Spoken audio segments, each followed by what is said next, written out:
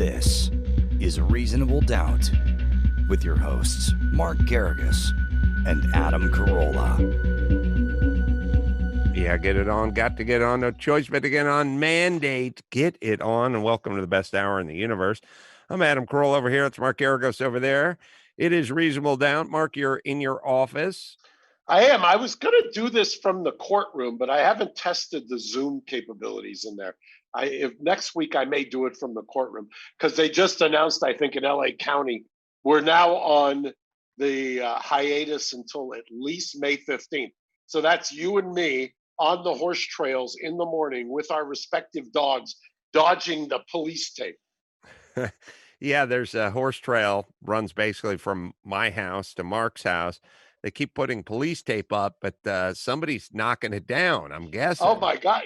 La Cañada is filled with the upper white middle-class privileged scofflaws who apparently their idea of quarantine is to just, you can't put frickin' police tape up across my horse trail. They take it. It doesn't last an hour across the way.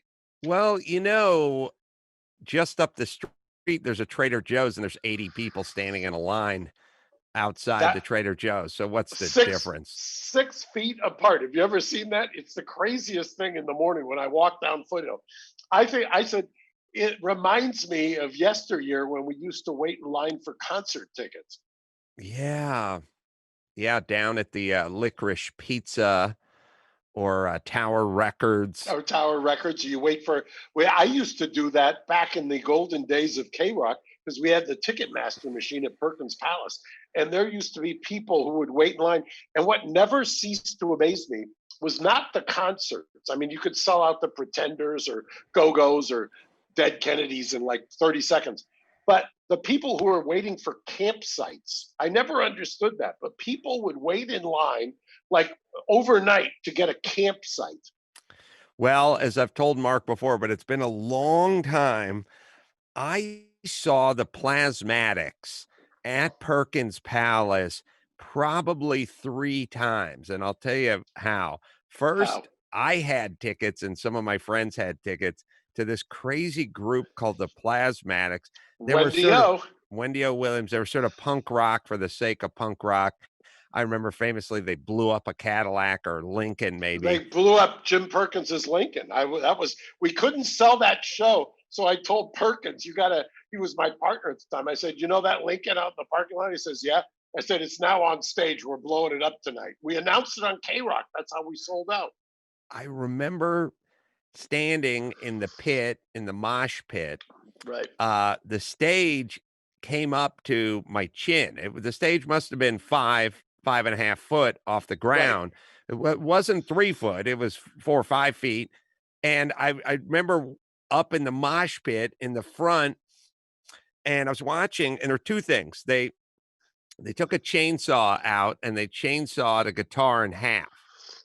They chainsawed that was like an appetizer. Right. That was a palate cleanser before they blew up the Lincoln. Exactly. So they chainsawed a guitar in half and they threw it out into the audience. And my buddy Ray got half the guitar and another guy got the other half of the guitar, but the strings were still intact.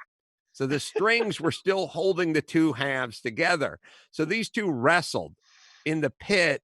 And then eventually one of your security guys probably 3 of them just dragged them out into the lobby because they were wrestling over the guitar, which wasn't fully cut in half. On the side of where that mosh pit was, as you're facing the stage to the left, there were 2 doors. And the 2 doors had a little galley, and there was a pony wall. And those security guards, I had to always tell them, stop throwing the guys head first into the cement wall when they open the doors when they're throwing them out, because that was the standard operating procedure. And you remember Susie and the Banshees? Mm-hmm. Susie was on stage once, and people forget the kind of the high point of you could not do this, by the way, in a Corona world. But when you were in the mosh pit, you used to spit on people. You used to spit at the act. Yeah. So somebody kept spitting at Susie, and she didn't like it. And she took the guitar and hit the guy over the head who was spitting on her. And then they threw him outside head first into the cement wall. He ended up walking across the streets of the police station, filing charges, and they arrested Susie right after the concert on stage. It was quite a little event. I remember after they blew up Perkins's Lincoln. It was a Lincoln, I guess. Yeah, it was a Lincoln. It was one of those suicide door Lincolns. Yeah. I don't know how they blew it up, but it blew up. I mean, it was a big deal. I felt the concussion. I was right on the edge of stage. So when we sold out I think we had 4 shows, and back then the Plasmatics were as big a deal as the Pretenders, because we sold out 4 Pretenders shows with Chrissy Hynde in no time, and did the same thing with the Plasmatics. So then the Plasmatics, I forget the name of the guy who was the manager of the band, but he was great. He had a great sense of promotion. And bingo. He then said, we'll play other venues. Look at that. Them? Yeah. That's them at Perkins Palace, Gary? Sure looks like it. Isn't it, Gary? Yes, it is. Yeah. Jesus Christ. I was up in the front. I was, I had my chin on the stage. I couldn't believe. I was like, when you guys when they were going to blow up this car, I was sitting there going, they're going to use compressed air. She's going to pull out a toilet paper roll that says TNT on it. She's going to light it. She's going to throw it in the back seat. And they're just going to use compressed air, like Universal Studios or something. I didn't know they were going to blow up the car. These guys, I wish I could remember the guy's name, the manager's name, because then we took him to the Olympic Auditorium. And I said, well, whatever your name is, Mr. Manager, you can't do another car. We just did the car. It was a big deal. We were talking about it on K-Rock repeatedly. In fact, I even had Jim phone into, I think, Rodney on the Rock or Raimondo or in Woodside in the Morning. And so then they said, no, we're going big. We're going a school bus. And so we bought a school bus, put it on the stage at the Olympic Auditorium. And I'll never forget Wendy trying to blow it up, and it wouldn't blow up. She couldn't make the thing go. And finally, there's some guy with like a sledgehammer just trying to beat it to blow it, but it wouldn't work. It just couldn't. Was OSHA? Did OSHA not exist back then? Was there no I'd like to say it was a kindler, simpler era, but you know what it was? Pasadena police used to come in there all the time. There was a lieutenant named Blue, who was Pasadena PD, and I became very friendly with him because back then I was 22 and a law student, and this guy used to come in, he and his buddies, and we used to have a pretty good relationship, although they tried to shut us down for serving underage and stuff like that all the time. Pasadena PD wasn't happy because remember, Perkins Palace was directly across from the Pasadena police station. So you'd have 1,800 kids, and then usually it was a sellout. So there's another 1,000 outside milling around. And the cops just, they were attracted to that like bees to a hive. Right. And they would come in there, and it would be standard operating procedure that they would try to close us down or try to yank the caterer's license that we were using to sell booze up in the mezzanine or something like that. It was a constant battle. After seeing the Plasmatics, I think 3 times, the third time is just a weird fluke. Somebody's son, friend of the family, had 2 tickets, and he was like 15 and needed somebody to chaperone him. So I said, hey, I'll go back. But I went out to the parking lot. They pushed the car out into the parking lot after they blew it up, and I was trying to get the steering wheel off the car. And I wanted a memento, a keepsake. Ray had given up his half of the guitar in the lobby, evidently, so we had no physical. Free? I don't know how they settled it, but somehow Ray came back down without the guitar. So I needed something physical, something tangible to prove that I saw the Plasmatics at Perkins Palace in 1982 or 3 or whatever it was. I think it was 81 or 82, right? 81 or 82. And I was trying to get the steering wheel off the car, and one of the security guys was yelling at me to get away from the car. And I was thinking, you just blew it up. What's the difference? There's no value to it. You tried to kill it with a stick of dynamite. God, those were incredible days. Well, those were what I consider. I know that you and Drew consider the later era to be the highlight of K-Rock. But to my mind, that was K-Rock at its best. I mean, it was on Los Robles. There in the, you had Woodside, Raymondo, Rodney on the Rock, Jed the Fish. Remember Jed the Fish? Yeah. And that lineup of DJs. And I used to have the DJs come over and do the intros to the shows. They'd bring the bands out, right? Yeah, they bring the bands out. Exactly. You remember. And I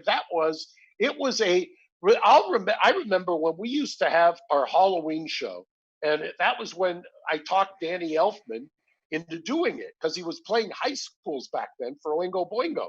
And then he did a Halloween show, sold out immediately, and then it became kind of a tradition. We do 2 Halloween shows on that, and Elfman then parlayed that and Oingo Boingo into smashing success, and he doesn't even have to return my phone calls now. All the movies. Yeah, I saw Oingo Boingo and probably some groups like the Waitresses, and I think there was the Bus Boys.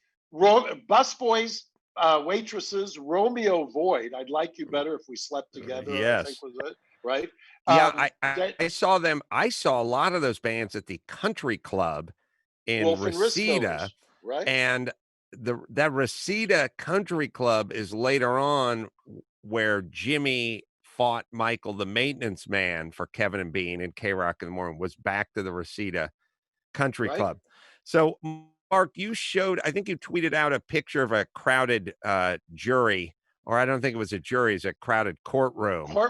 Yeah. What was that? It's a tragic story. So everybody's been, as I've detailed on this show, we were in the middle of that trial in Utah. I was making motions for mistrial, trying to get somebody to do something, which they wouldn't do.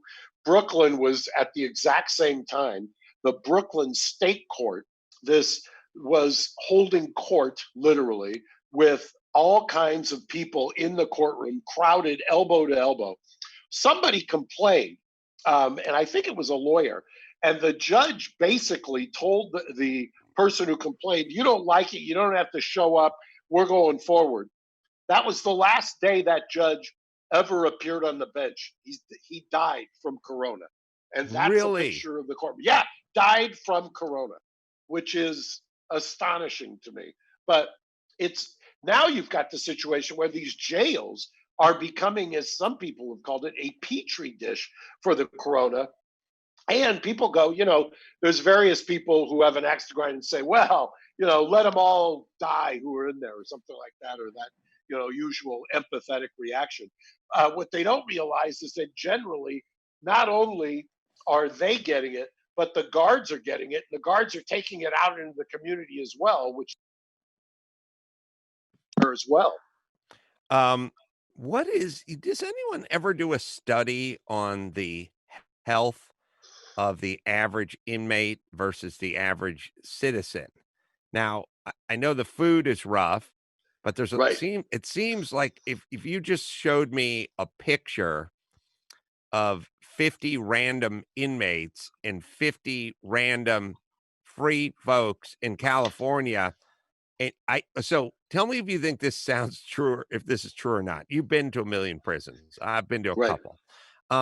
If I took 10 random inmates and 10 random people in Los Angeles and put them on a truck scale, who would weigh more? The group of inmates, males the same age, let's say, versus the males the same age in California, people that are on the street? I think you would have to take it one step farther. You'd have to have that scale calibrated to do not just body mass, but muscle content.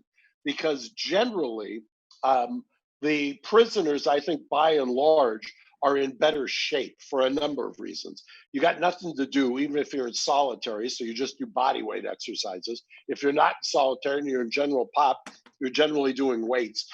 Generally, you can get drugs in there, but you're not going to be drinking usually the prune juice. So you're not doing a whole lot of alcohol. In fact, I've seen, I have a buddy who prosecutes in The Hague and in International Criminal Court. I used to be a DA here in LA. And he and I have talked on occasion. And a lot of these world leaders who are being charged with kind of international crimes of genocide, they go into custody, so to speak. And custody I use loosely, but they're not drinking, and their health comes back. Generally, a lot of these guys who've got heart problems and things of that nature, they get a little bit healthier. The problem with this thing, though, is when we went crazy 30 years ago and made everything a life sentence, and 3 strikes you're out in California. We have this population that skews a lot older than it ever did. I mean, it used to be that the demographic for who committed crime, you've heard me say in the show, in prison, they're much older than they used to be. Yeah, it used to be that basically what you did is you cycled the 16 to 18 to 25 male, predominantly brown and black population through prison, and then that demographic. Speak about flattening the curve.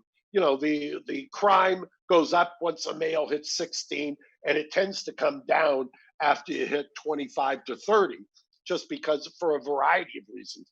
Now you've got all these guys who've been languishing in there on life sentences for, in most part or in large part, because of drug cases and other kinds of priors. The healthcare costs are astronomical because guys start, look at Charlie Manson. Charlie Manson was in there in his 80s, and he was constantly getting sent out of the prison, or when I say constantly, multiple times, to get cared for outside the prison walls because of his myriad of medical problems. Now, obviously, he's the poster child for somebody who belongs warehoused in prison. But if you start taking a look at others who are of his age, they start hitting 70 and they start needing all kinds of medical attention. The odds on their recidivism go dramatically lower. In fact, they go dramatically lower after you meet your brain fully develops and you get into your 30s and 40s. Well, what is speaking of prison, makes me think about Weinstein and this coronavirus. There was all this talk, but I haven't heard anything. I actually spoke to Harvey. You did? Yes, I spoke to Harvey, and I can confirm that the prison has at least at one point, because it wasn't very recently, had him segregated because he had corona. And tested apparently positive for corona.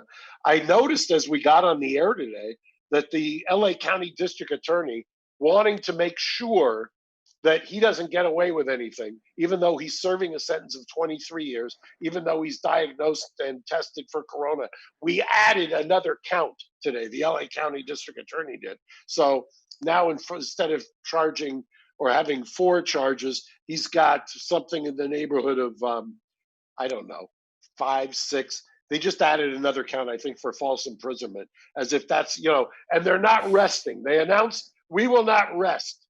Look, in a world where everyone is running for re-election, I mean, everyone on Twitter, every politician, everyone ostensibly is running for re-election.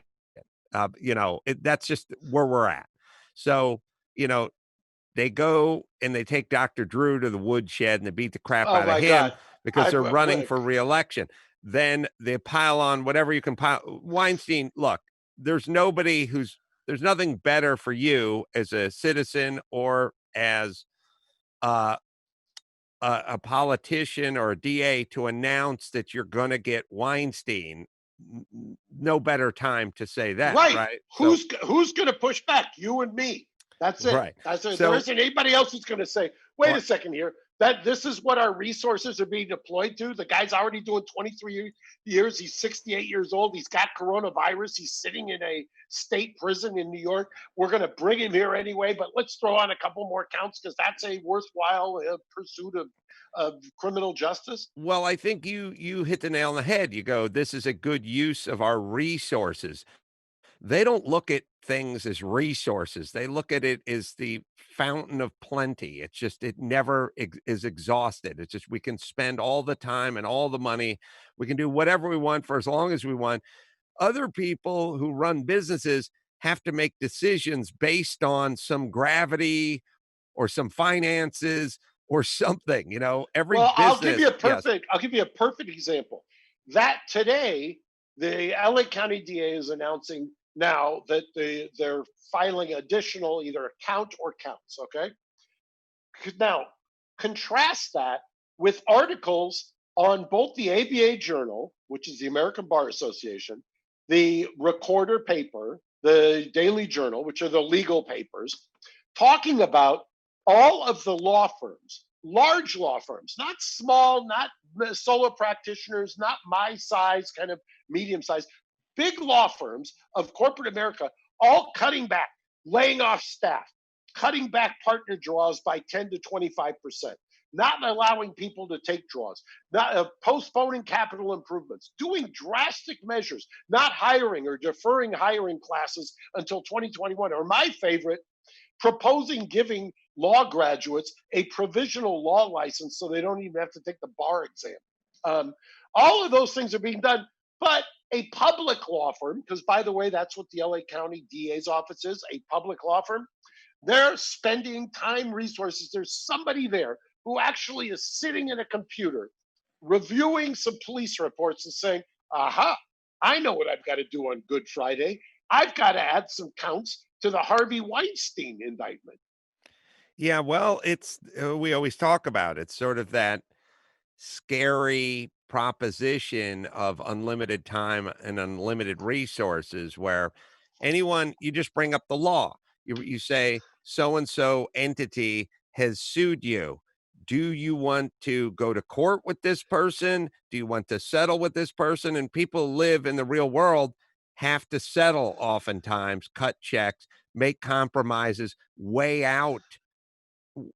things out. Like you go, well, we're not guilty of this, but it's going to cost this much. But what if it was just unlimited? You just go, I'll go to court. We'll do it as long as we have to do it. I mean, that's essentially what you're dealing with. And the private sector doesn't have that luxury. I want to know your thoughts about Drew. And I also want to know Weinstein. You spoke to Weinstein. That would suggest to me that there may be some business going on. Are people, which did, and you tell me how much or as little as you can talk about it. Is this you reaching out to him? Is this him reaching out to you? Him reaching out to me. You can't call into the jail. And I've known Harvey for years. And I've known people around. I've known some of the people who are accusers of his as well for years. So it's a very, at the end of the day, Hollywood is a very, very small kind of community. I mean, you know that better than anybody. He's reached out to you presumably because you're LA based and he's going to have to deal with some LA based charges. He's reached out. I've talked to him. I can't say what we've talked about, but we've talked. I think it would be a violation for me to say what, but I think you characterized it once as that I could eliminate the ability to ever have to go to another one of Paulette's cocktail parties ever again if I took the case, I think is what you had presciently said at one point. Well, I think the thing with Scott Peterson is you could attend the party, but you'd have to stand out in the patio and have the drink. You couldn't come into the house. But if you do Weinstein, you'll never have to get out of your sweatpants. I could literally be. It would be I could go on the horse trail. I mean, but that would be the one spot, right? In the horse trail. Every time you pass by one of the housewives' houses, you just hear the shotgun pump from the porch. Actually, the amount of animus towards Harvey, I know this is hard for a lot of people to believe, pales in comparison to the amount of animus there was to Scott. I don't even think it's close. I mean, and I'll tell you why. I've got a theory on this. Well, hold on. Tease it, because I have a theory as well, and I agree with you, but I'd like to know what you think animates people. And I'll tell you first, I'll tell you about the 7 deadly sins. Mark, before we talk about the deadly Oh, sins, what's the difference between a sin and a crime? custody, Custody. custody. Luckily, it's not illegal to sin with 7 deadly sins, America's favorite Zinfandel, full-bodied and blended from 7 old vine Zinfandels, produced in Lodi, California. It is delectable, and if you're gonna be home and, you wanna take a little of the edge off and enjoy, might I suggest you, partake in some said 7 deadly Zins. Bring some to a well, it says bring some to a party, but I don't think you're going to a party. Stay at home. Bring it to your Zoom party. Have a Zoom Have cocktail a hour. Zoom cocktail hour. Just talking to Judd Right? Apatow about that last episode. Visit 7deadlywines.com/doubt. That is 7deadlywines.com/doubt. And you can buy online and they'll ship it to you. And or you can pick it up at a store near you. So yeah, the fact society hates Weinstein more than Scott Peterson, No, your I think theory. they hate Scott more than Weinstein, and Oh, I'll tell you now. why. Oh, okay, go Yeah, ahead. but remember, it's certain demographics. I mean, Mhm, the demographic of La Canyada, for instance, mhm. is generally families or people who are married, living in the community, and that maybe their kids like us are out of Right. the are empty nest or whatever. But it's generally not aspiring single actresses. So Mhm. so when you have Scott Peterson, you've got the poster child. They can't get past that side by side picture of Scott with Amber and then Lacey sitting pregnant next to the Christmas tree at a party by herself. That Mhm. kind of National Enquirer image is burned into a La Canyada matron's brain, the frontal lobe. Now, Harvey, that same woman says to herself, what's that little blah blah blah, and I won't say the word, but you know what, you can fill in the blank. What's she Trollop. doing going? Yeah, trollop is a perfect way to put it. It's not derogatory, well, I guess it is pejorative, but what's she doing going up to the hotel room? That idea of what does she expect if she's going up Right. to a hotel room, right? Even though in California and specifically in Hollywood, doing business at the hotel room is kind of standard operating procedure at the Four Seasons Beverly Hills Hotel and the Bel Air, but that's a whole different issue. But No, it's that's a kind good of the that default. that's an interesting point where everyone goes, "What was she doing in his room?" or "What did she expect when he called her to his room?" But yeah, you're right. I've done a ton of meetings in hotel rooms in New York because that's where you are. There's no I've where you done gonna it. I remember the first time I met Chris Brown, the evening or more, actually, it was morning after the incident with Rihanna, and that was going back 14 or 15 years. It was in a hotel room. We met in a hotel room. I met him countless times in a hotel room. Michael Jackson, a zillion times in a hotel room. I could go on and on and on for various clients. I always met them in hotel rooms. That was kind of standard operating procedure. So, the I understand both sides of that issue. so But so wait, can we yes. talk about Drew? Because I've Yes, got some very strong feelings on Drew. You please. know, we live in a what do they call it? The cancel culture. Mhm. I call it the internet has to sacrifice somebody. We got to take down and kill somebody and put their head on a pike every single day. That's kind of where we have devolved into. I mean, I got to live it last year. Drew's getting to live it this year, and there was, for those of you who don't know, there was a mashup that was done and that was circulated and got some views and some ticks of Drew. But it was done, in my humble opinion, out of context. Didn't talk about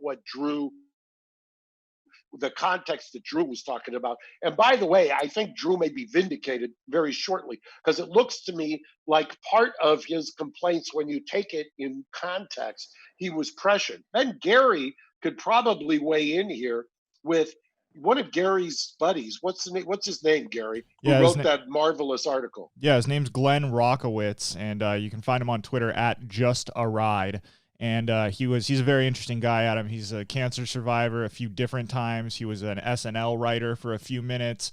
Then he went on to be an advertising executive, and he was doing ads for big companies like Microsoft and Southwest and Hawaiian Airlines, and he would put his own voice in the pitches that he would give these people, and he ended up becoming a huge VO guy. They liked his voice, and he's now a crazy VO artist, and he's just a very talented, funny guy, and he wrote a short article in defense of Dr. Drew. You can go to my Twitter, and we'll put it out on the Adam Carolla Show Twitter tomorrow as well.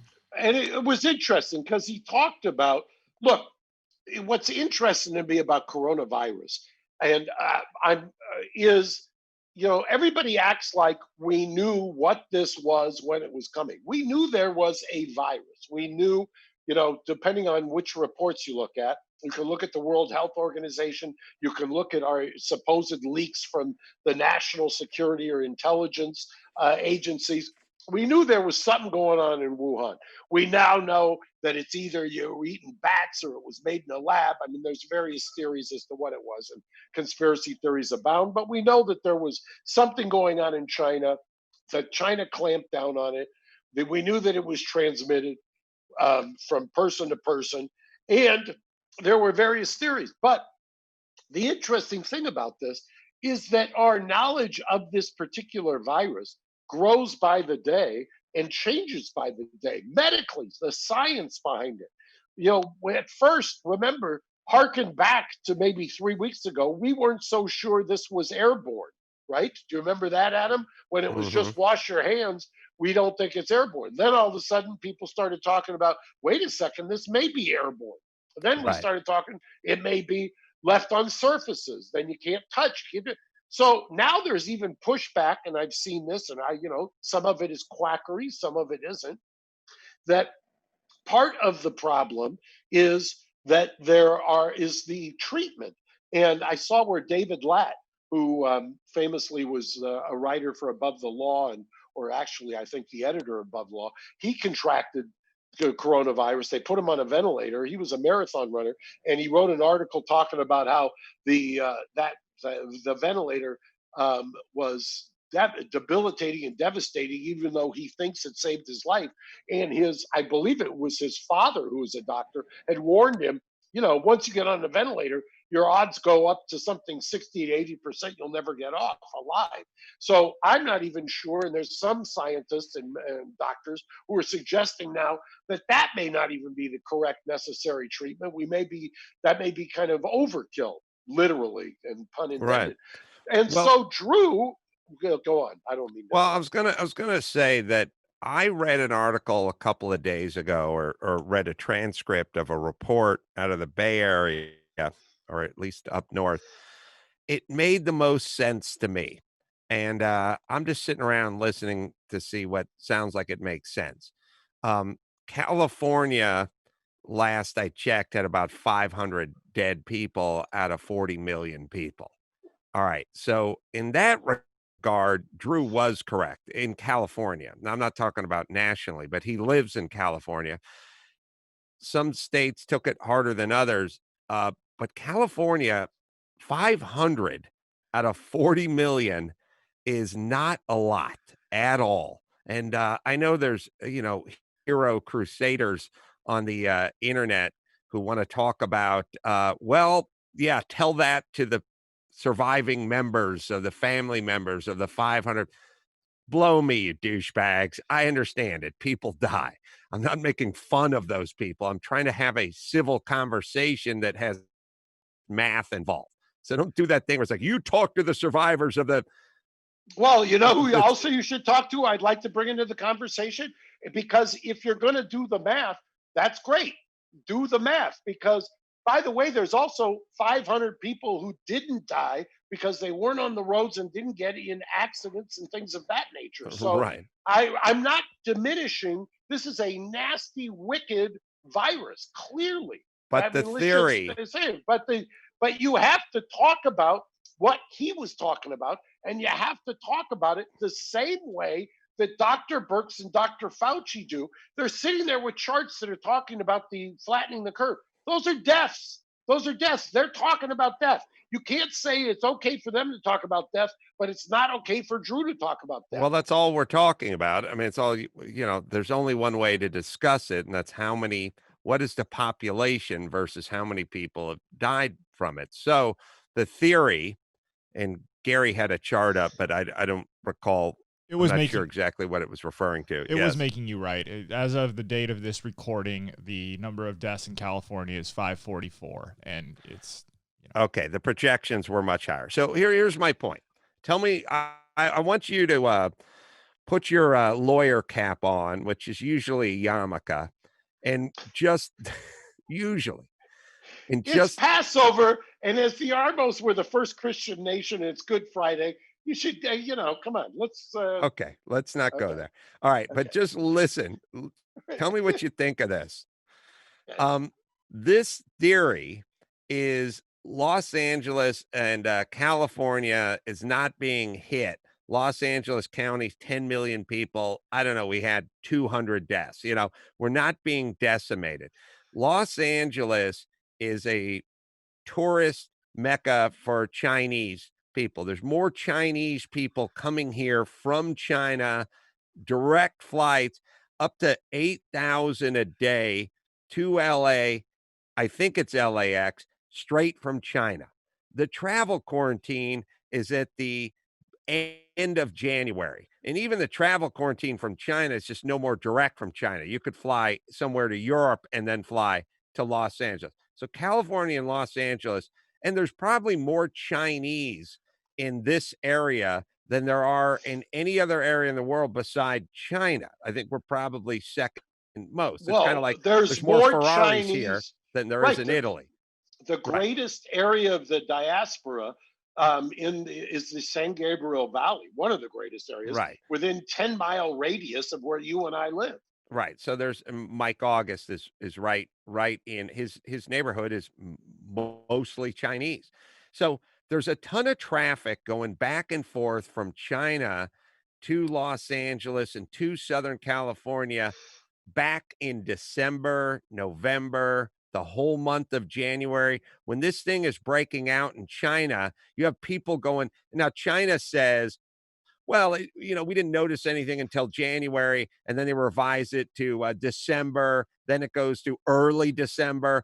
Who knows what they're lying about? They could have known about this thing in November. Sure. So people for a full 3 or 4 months are going back and forth from China to Los Angeles and Southern California, and yet we're not decimated by this at all. We have some of the lowest numbers around. I don't know how much I'm not talking about Montana, but I mean populations of 40 million people with 500 dead. That's statistically almost nothing. Why are we not decimated in California and in Los Angeles with all the traffic coming from China unchecked for numbers of So months? there's several theories. One would be the people who advocate for what has been done will say, okay, that's because Gavin Newsom and Eric Garcetti were prescient and they had these stay-at-home orders, and that stopped the transmission. But And that's 3 weeks old, not 3 months old. exactly, Right. exactly. And they'll say also, we are more sprawling and we're a car culture, especially in Southern California. So we don't have mass transportation the way they do in New York, although San Francisco does. And therefore, and by the way, San Francisco also has a very vibrant and large, thriving Asian Chinese community. I have the counterweight to that is that there is some evidence which points to the fact that the coronavirus was on the West Coast as early as December, January. Now, you can say it's anecdotal, there aren't studies, whatever. If we ever do what we should have done in the first place, which is have robust antibody testing initially, we'd find this out. But if it is the fact that it was here and it was first here before it went anywhere else, and we kind of got and developed what's called herd immunity in the West Coast before it went to other places. And if it turns out that stay-at-home orders in large urban areas like New York, like Detroit, are actually causing the problem, where you're incubating the problem by putting all of the people who may be asymptomatic in with the people who are vulnerable. That would be an interesting twist at the end of the day, wouldn't it? Well, the herd immunity part of this makes sense because there's two other components to this. There was what we thought was a bad beginning to the flu season, I think in December and January. And now I talk to people. I talked to the aforementioned Mike August, and he's like, "Oh, my wife Doreen was sick as hell in the beginning of January, whatever. She said it was the worst flu she'd had." So she's a very Asian community they live in. This is long before any travel bans. And it would make utter sense to me that one of the most trafficked hub from China would be LAX, and there is no travel ban. And we're unaware of this for 3 months. That's hundreds of thousands of people going back and forth. So get this. So I've got somebody who works for me. I won't identify. I don't want him or her to be identified. But this particular person arrived in LAX in January. This particular person was coming from some of the hot spots. This particular person had what the person thought was the worst bout of the flu they'd ever had in January in New York. This particular person had such a bad throat that they got a throat culture. I just looked at the record for the throat culture. It came back negative, but said it was a viral infection, negative for strep, but they weren't testing back then, which leads me to believe that in early January, exactly what you said, that this was already prevalent in the West Coast. And obviously, because LA, New York is so highly traveled, had gone to New York as well. Yeah, Gary's reading that now they go back to mid-November in China. So you have the second half of November, you have all of December, and then you have all of January, which is 2.5 months of unfettered travel between China directly and LAX. It of course stands to reason that multiple infected people would come here to the Southland and that we would be experiencing this in 2019 and with no understanding of what it was other than, take some aspirin, drink some Gatorade and ride it out. You got the bad flu. And I think also this article mentioned that we thought it was a bad flu season. So Correct. I'm now going with herd immunity, and I'm going with mistaken for a flu. And I'm also, when they're talking about this spike, this surge that doesn't seem to be materializing, I'm going back and thinking maybe it already did. Maybe we already experienced this. To me, that's one of the more plausible explanations as to what's going on in California and in Los Angeles versus New York or other places. All right, let me hit. I mean, go on. Let me hit credible.com, online marketplace that gets you pre-qualified student loans, refinancing rates from up to 10 different lenders. So now is the time, people. Let's see if we can knock a few points off those loans and stop paying us so much in interest. If you've got a student loan and if you got student loan debt, you could benefit with the lower rate. You save on interest and you lower your monthly payment as well.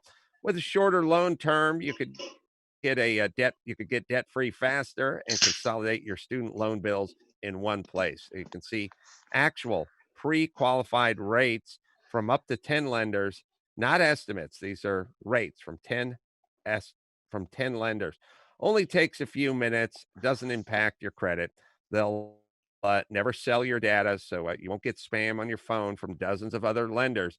It is credible.com. Right, Gary? That's right. Please visit credible.com/doubt. That's credible.com/DOUBT. And when you refinance your student loans using this link, they'll give you a $200 gift card. Fill in a couple of pieces of info to check what rates you're eligible for. Again, that's credible.com/doubt.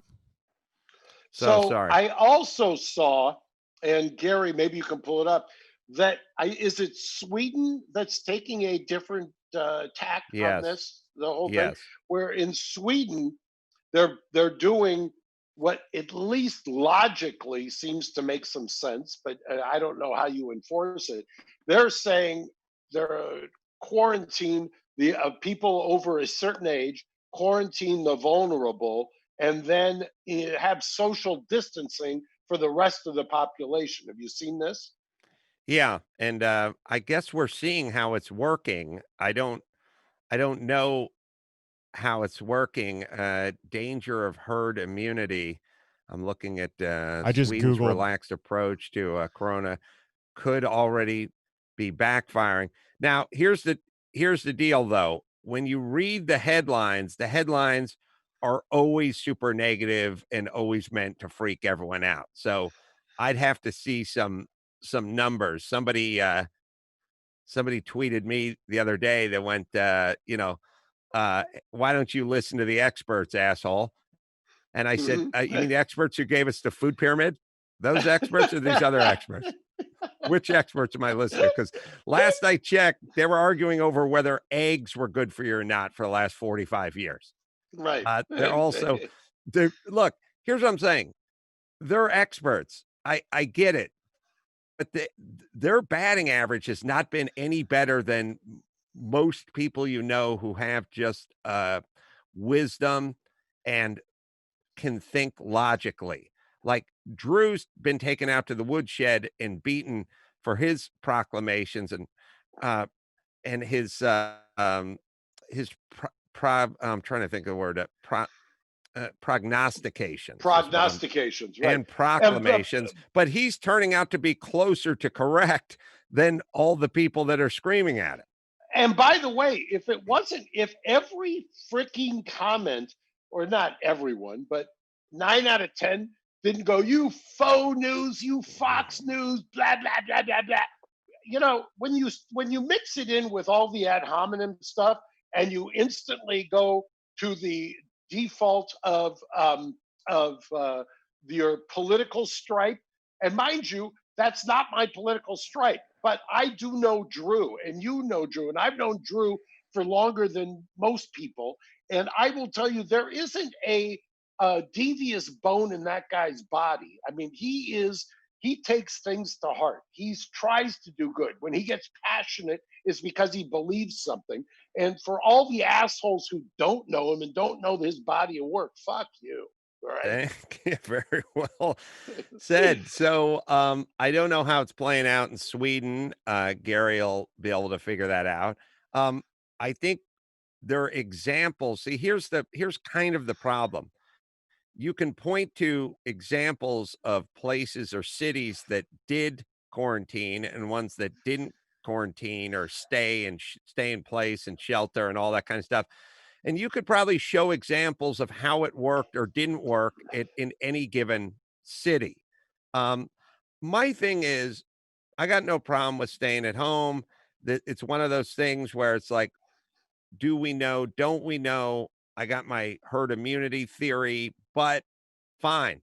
But when you start talking to people and they're like, we can have no discussions about going back to work until the end of May, I think to myself, wait a minute.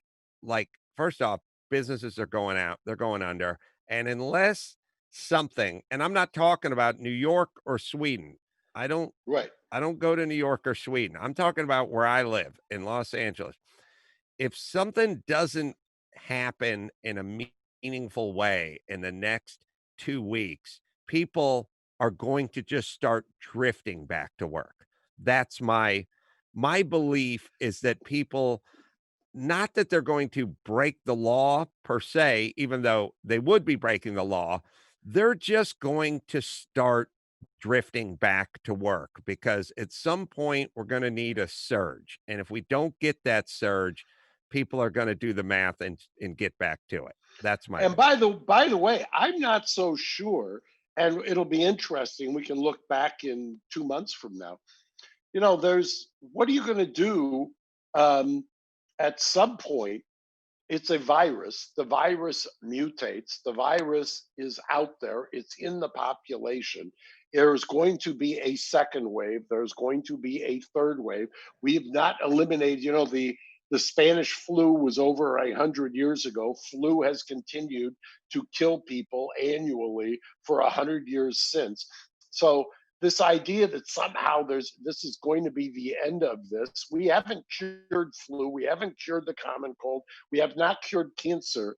There is going to be, at a certain point, there's going to have to be, to borrow a legal term, some assumption of risk. There is not a risk-free environment in life.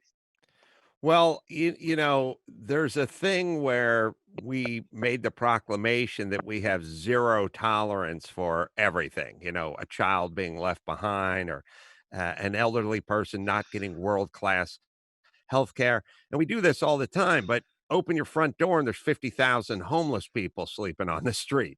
So you can't just make the proclamation that we're at whatever we have zero tolerance for, or if one person dies or whatever. That's first off, you can't run a society that way. Everything is weighed against a risk. There wouldn't be a building higher than 2 stories if you weren't weighing things against risk. It was funny. You're going to laugh because Garcetti was describing, he was talking about canceling the Easter egg roll at the park, and you know how dangerous that is.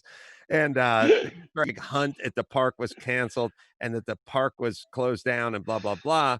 But he did say that the bathrooms would be open for people experiencing homelessness.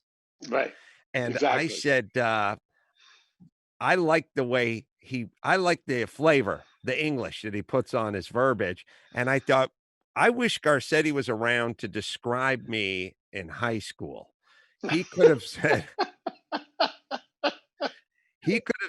Adam's not a horrible student. He's experiencing a 1.6 GPA.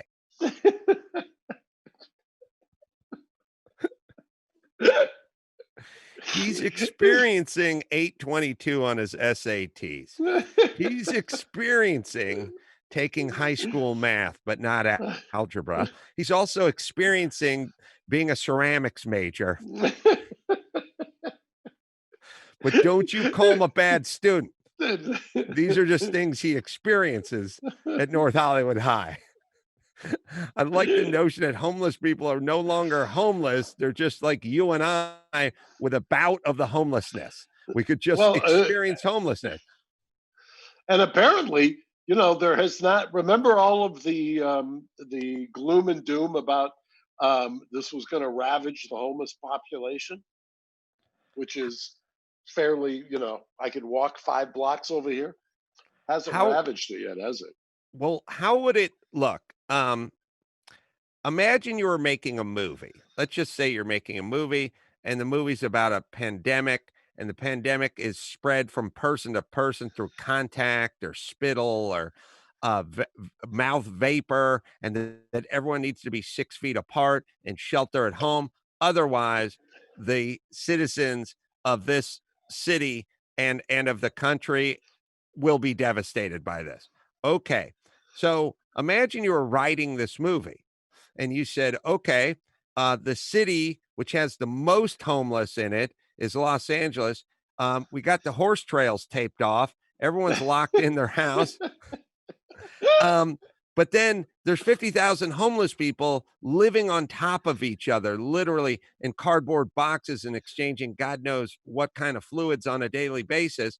And then you're writing this pandemic screenplay, and then your writing partner goes, okay, so the first to go are the homeless, right?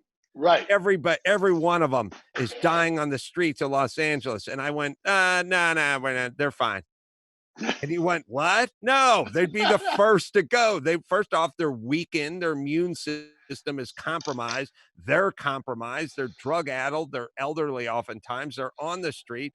They are going to be the first to go. And by the way, they're going to go by the thousands. They're not going to go by the hundreds. They're going to be, if the homeless population in Los Angeles was 50,000, we're going to get at least 30,000 of them out of there. And it's like, nah, they're basically okay. They're as they were.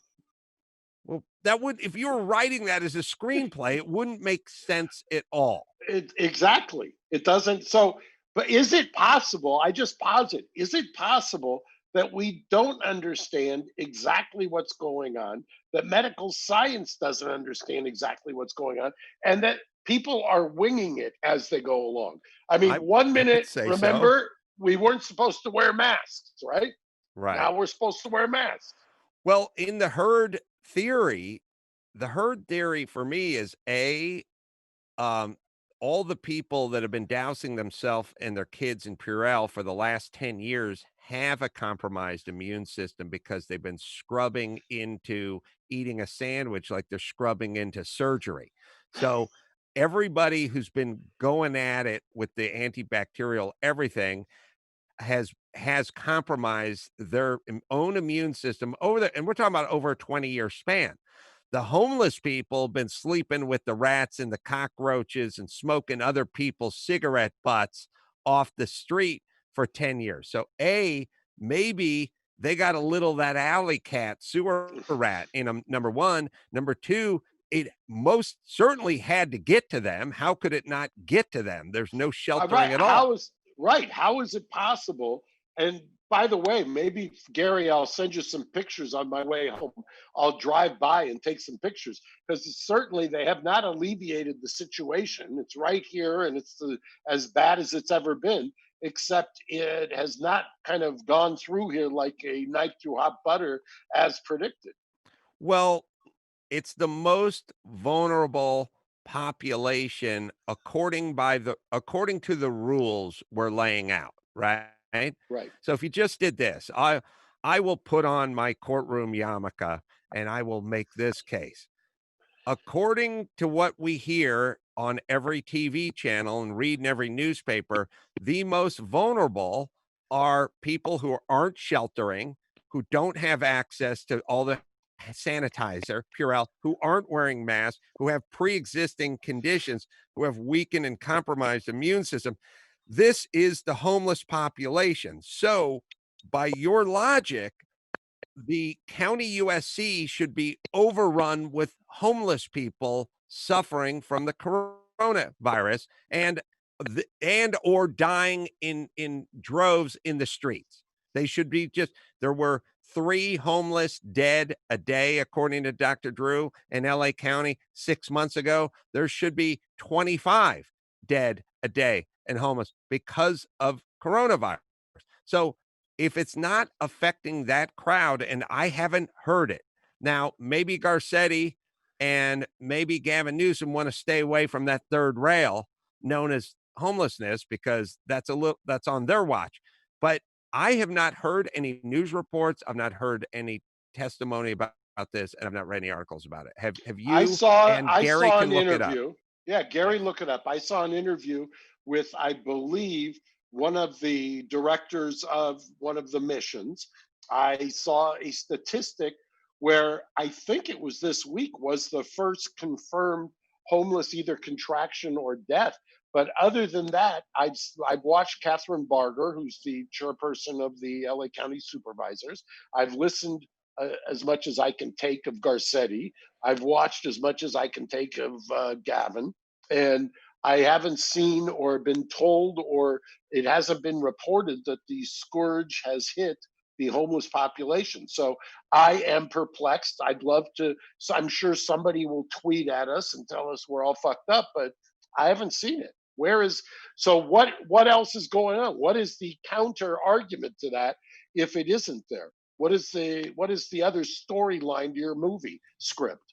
So yes, go ahead. So the most news. Who was the LA County health supervisor you mentioned, Mark? Catherine Barger is the supervisor who is chairperson of the LA County 5 supervisors. And I think they removed the sheriff who was the head of emergency services, and they got somebody else in charge, a woman who I saw give a press conference yesterday. Catherine Barger needs to visit Marcia Clark's hairstylist, and if it's the one I'm thinking of, I think no. I think the other woman, because Catherine, you're going to get bitch slapped by Paulette or one of her crew if you start ragging on Barger. Well, the other one of them needs to make the same transformation Martha Clark made. Oh, Marcia Clark. No, Catherine Barger's. No, I'm thinking of the silver-haired. You're thinking of the silver-haired, the natural, the woman with the exactly. Who is? Find her, Gary. I think she's head of the county health department, or she's head of health services. I know they removed the sheriff, I think, at one point, or there was at least a controversy about removing the sheriff. And by the way, I filed 8 lawsuits this morning. There she is. She needs to go to Marcia Clark's hair. And by the way, who also did a wonderful job with Lisa Page, if anyone remembers that name from. Yeah, I do. Back in the day. From back in the day. And while she does it, I'd like to go there as well. What are you doing for a haircut? You cut yourself? I got my shears out, and I literally just sheared myself. I'm probably going to do it again. You get the number 1 out, you do the side, you get the number 3 out, you do the top. Yeah, it's not the best haircut I've ever had, but I don't know. I do feel like I have bargaining power when I go up the street to Sport Cuts or whatever. Right, that's where I go. Same place. You go in there, and they say you want the MVP. You say, I'm not taking the MVP at your price. I'll take a triple MVP at my price. Right. I'm going full Armo on them. I'm going, I learned a lot from this tragedy. One thing I learned is I can cut my own goddamn hair. Now, that's exactly I'm a busy man and I'm a wealthy man, but I'm not a dumb man. Okay. So let's take your all-star. What do you call it? The most valuable player. Let's take that sports cut. You got it up there for $31.75. Call it 40 with the tip. I got $20. Exactly. And I want rinse, repeat, and massage 3 times. Right. And if I could do the back of my fucking neck, we wouldn't be having this conversation. I tried that today. I was doing it today. It's not, I don't have to look at it. So I just shave the part that's kind of fuzzy. All right, let me hit Tommy John, and then I want you to tell me what you filed today. Tommy John, I will. When you do these Zooms, and we're here for over an hour, are you filing with your feet underneath the desk, or is this the longest you go without filing a lawsuit? Are you signing documents with a pen in your foot? I sign documents every time you do a commercial. I'm filing a lawsuit. So you don't have a Sharpie between your big toe and second toe, and you're not just signing paperwork underneath the desk? We have electronic filing now in California. Okay. So Ben's not going to pop up into the picture. No. Boring cop is typing away as we speak. I have him like John Jr. underneath Kennedy's desk there, so famously. Or was that Marilyn Monroe? Anyway, Tommy John, that's what I want to say. For the next few weeks, you go ahead and file. I'll file this commercial for Tommy John. For the next few weeks, or God forbid, months, we're going to spend a lot of time at home, and that means comfortable loungewear and underwear for a limited time. All customers get 20% off site-wise, plus free shipping. The softest, most breathable proprietary fabrics, a beautiful form and function, no roll waistbands, no wedgie guarantee, no visible panty lines for the ladies. Quick draw fly saves a ton of time. And if you don't love your first pair, you'll get a full refund with the best pair you'll ever wear, or it's free guarantee. The loungewear is the best. I wore the shirt for 17 days straight. Eventually I had to put it in a hamper. People are starting to complain. It is the best. It's Tommy John, right, Gary? That's right. You could be experiencing comfort. For a limited time, go to TommyJohn.com/Adam to get a 20% off site-wide plus free shipping. That's TommyJohn.com/Adam for 20% off site-wide plus free shipping. TommyJohn.com/Adam. So what'd you file? So we're filing on behalf of the first wave of lawsuits. We filed about 10 today, is for various entities on the business interruption, which has got to be one of the most annoying things that the insurance company does. You could pay an insurance company for year after year after year, and then the one time you really need them. I mean, I don't need them, by the way. Somebody sues me, I'll deal with it. Somebody does anything else, I'll deal with it. But when you get shut down, your tenants can't pay, or your restaurants can't open, you would expect that the insurance company would come. And so then their immediate default response is, well, the business interruption is if there's property damage. I said, really, bitch? The property damage is that the coronavirus, supposedly, based on our knowledge right now, is either it can be on surfaces, it can be airborne, it can be anywhere. That's property. My property is damaged. I have to shut down. That's business interruption. Sorry, we've excluded the pandemic. I said the pandemic isn't the problem. The problem is I've got a mayor and I've got a county and I've got a governor that are closing me down by civil order. Sorry, we don't cover civil order. What do you mean you don't cover civil order? Whatever. I will once again say what I've said to you for the last 4 weeks. Where is Warren Buffett, who's sitting on billions of dollars of cash, free cash from his various insurance companies? Where is he right now? Laying back, waiting to either buy more stock with the insurance money that he should be distributing. People want to talk about the scam that is America. The scam is the insurance companies who take all of your premiums. By the way, has anybody gotten a refund check from their auto insurance company No. because they're not driving? I haven't gotten mine. State Farm, by the way, who I insure with, is the policy holder owned company. Where's my refund check, State Farm, for the lack of accidents that have taken place? So we filed lawsuits today. We're going to just lean into this. And by the way, where's the insurance commissioner? I mean, who could be found on a milk carton? Ricardo Lara. Thank you to whoever tweeted at me when I thought it was. Where are these guys? Why isn't the insurance commissioner out there telling the insurance companies, hey, you want to hide behind some kind of an exclusion? That's fine. Go hide in Montana. You want to do business in California and take people's money? Then you got to pay when people really need it. And that's going to be the argument. Well, it's not a sexy subject. It's all, doom and gloom and waiting for the surge and people piling up and death commissions. And we're going to decide who's going to live and who's going to die by some sort of random wheel you spin at the hospital. That dominates the news. The nuts and bolts stuff doesn't seem to get any ink. But yes, where is the insurance commissioner? Why aren't we having these discussions? Yeah. Why is it that why are my banks, and I love this, my bankers are telling me, go to this other bank, go to the big banks. Why am I going to the big bank? The whole idea is I was with you. Well, we don't know what the government's going to do. And then why are they telling me, go apply for the government? No, I don't want to apply to the government. Why am I taking my tax money back?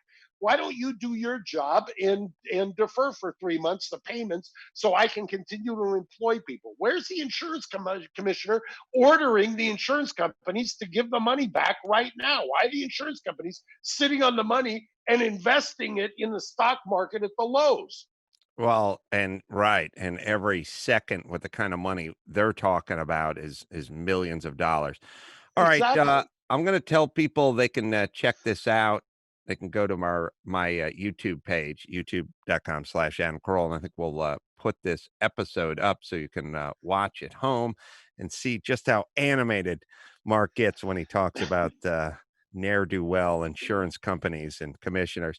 I'd just like to add also the yes. Judd Apatow episode and every subsequent Reasonable Doubt while quarantine is going on, we will continue to put on Adam's YouTube. So you can always listen, you can always watch, enjoy however you like.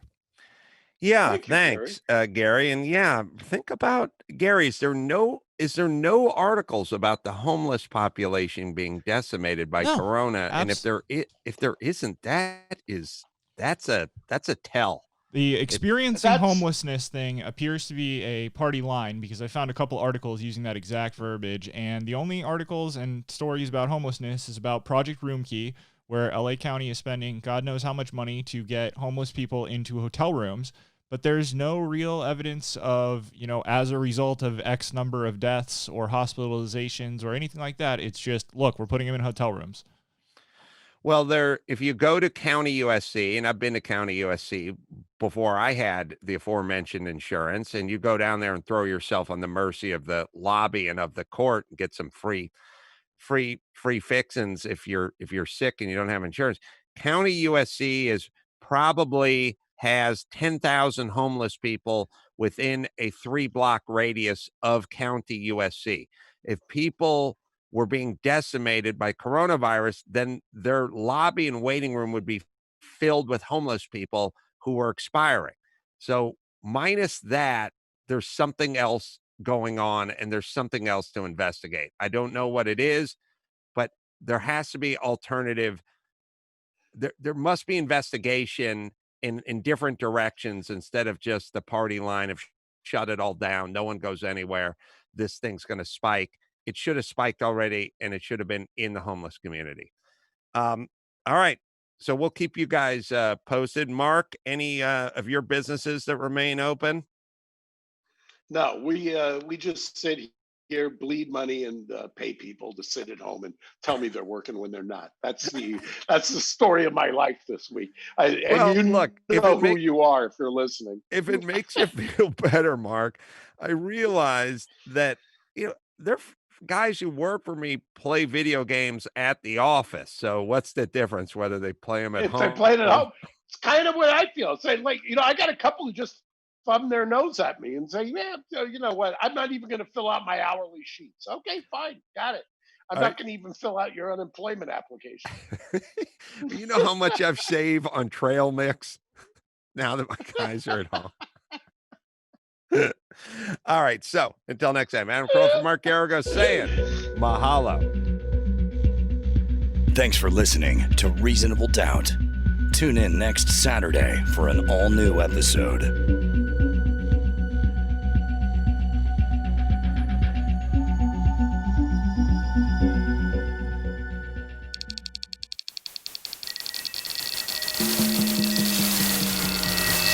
This is Carolla Digital.